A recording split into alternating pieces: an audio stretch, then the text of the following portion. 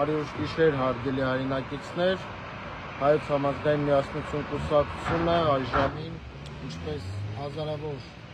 հայ եկեղեցու հավատացյալներ, այժմ գտնվում է Զվարթնոց օդանավակայանում, որտեղ մենք դիմավորում ենք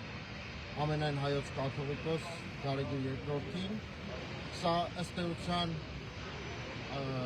գործող իշխանության պայքարի պատասխանն է, որը հայ ժողովուրդը տալիս է, և այստեղ են գտնվում հազարավոր հայ մարդիկ, ինչը ևս մեկ անգամ ապացուցում է, որ պայքարն ընդդեմ եկեղեցու ընկալվում է հայ ժողովրդի կողմից որպես պայքար ընդդեմ հայոց ինքնության, հայոց պետականության։ Հայոց համազգային միասնություն կուսակցությունը ևս մեկ անգամ վերահաստատում է դիրքորոշումը, որ մենք սատար ենք կանգնելու հայոց Սուրբ Առաքելական եկեղեցուն և թույլ չենք տալու գործող իշխանություններին կեղտով և ստով, չարիքով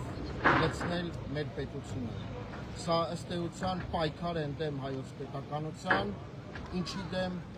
հազարավոր, 100 հազարավոր հայեր պայքարելու են աննահանջ։ Հայոց համազգային միասնություն կուսակցությունը այսօր հրապարակել է միասնության հռչակագիր, հույս ունենալով, որ քաղաքական ուժերը,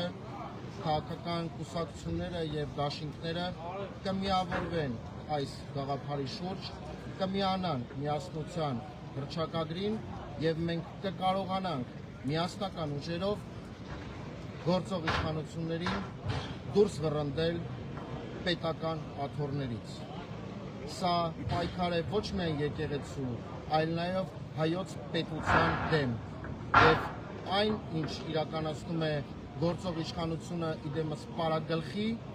դա ուղղակիորեն թուրք-ադրբեջանական տանդեմի հրահանգն է, ինչի դեմ, ինչպես պայքարել է հայ ժողովուրդը հազարավոր